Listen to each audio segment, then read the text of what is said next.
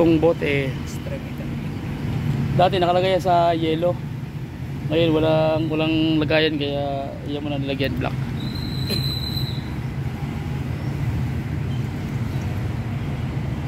Isa kasi ako nag-formulate niyan.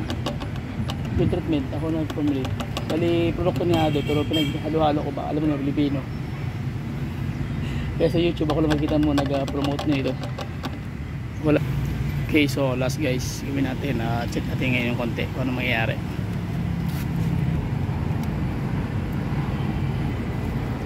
Yun. Okay.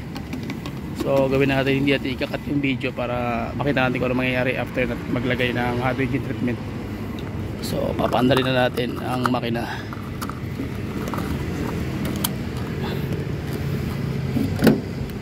Okay. So start natin. Check mo nga Brad, baka mayroon pang ano sa ano, umikot yung ano, propeller.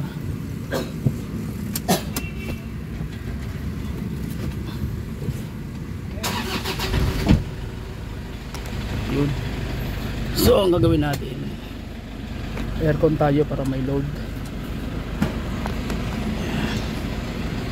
So ang gagawin natin guys, i-idle lang natin yung makina ng mga ilang minutes. So almost mga 3 to 5 minutes. Pagkatapos nyan, ang gagawin natin, i-test drive natin ang engine kung ano mangyayari sa before and after. So ito yung before.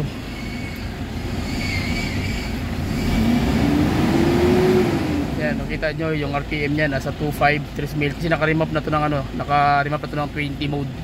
So ibig sabihin advance na yung crudo, hindi ka pa nag-accelerate, malakas na yung buga ng crudo kasi naka-remap na siya ng mga 20 modes. Okay, so kailangan natin maibalik yung kanyang RPM into 1100, mamagalit na yung makina. So ang gawin natin, i-RPM lang natin ng ano, 11 para mabilis mag-accumulate yung hado doon sa loob ng combustion, para yung kanyang valve tip, yung kanyang valve set na may carbon buildup doon sa loob, at saka yung kanyang carbon buildup doon sa piston ring madukot ni hado. So matanggal niya sa magitan ng melting. So ipapamelt natin yung ano guys, yung kanyang tawag niyan, yung carbon buildup doon sa loob ng combustion chamber.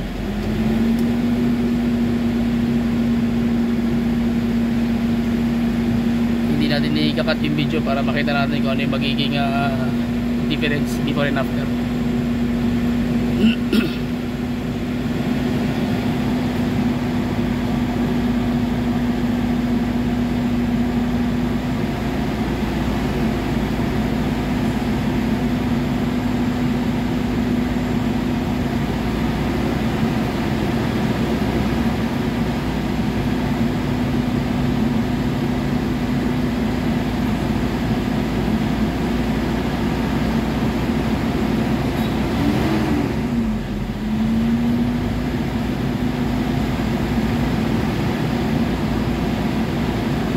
Ayan na guys, medyo bumigat na yung load. So bumaba yung kanyang ano, gauge from 1,100, bumagsak siyang bigla ng 1.7 or 1.8. Okay, ibig sabihin may load yung combustion chamber. Ibig sabihin yung ring, naglalaro na yung piston ring, tsaka yung kanyang valve set, tsaka yung valve ring mechanism.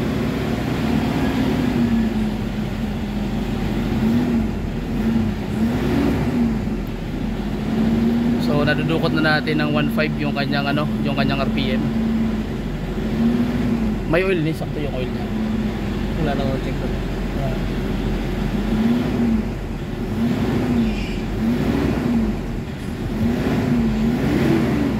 Yun.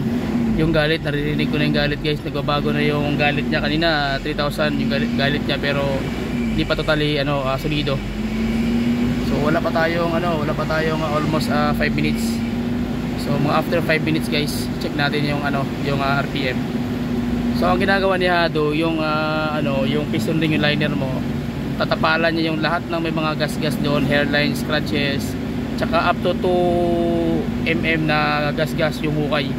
Kaya niyang tapalan. At yung mo, tatawag niyan yung main journal mo, main bearing, front bearing. So lahat ng gas-gas doon, titirahin niya yun. Lahat ng gasgas, aalis niya yung friction. Tapos yung may mga gasgas, mga hukay, mga atomic force, So tatapalan yun ni Hado. Tapos once na complete na yung kanyang chroming, mangyari yun para ng salamin yan, hindi na sasabit yung koko mo sa gas-gas. Even yung bakal na brand new kaya niyang pakinisin. Kita nyo yung galit guys, ibang iba na yung galit, solido. Ayan, kanina yung galit na yun maririnig mo sa 3,000, pero ngayon maririnig mo na into 1,000. Wala pa tayong almost mga 5 minutes. So pakinggan natin yung galit kung saan natin maririnig yung huling hirit ng response ng engine. Okay, paano accelerator nasa 1,400 marinig mo na yung galit. Bilindol na yung makina guys. Kanina 3,500 magagalit na yung makina, pero ngayon ayun yung galit niya marinig mo talaga, ibang iba na kaysa kanina. Ayan.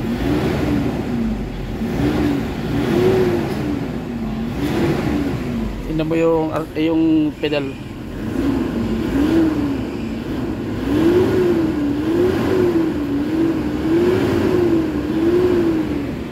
Ibang iba na response. Very responsive na yung makina.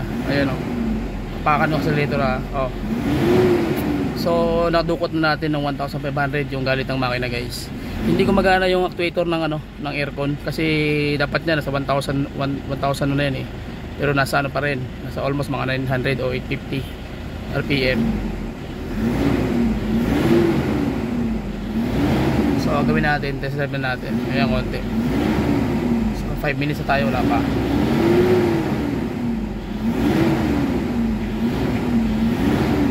Tanaw ng actuator niya.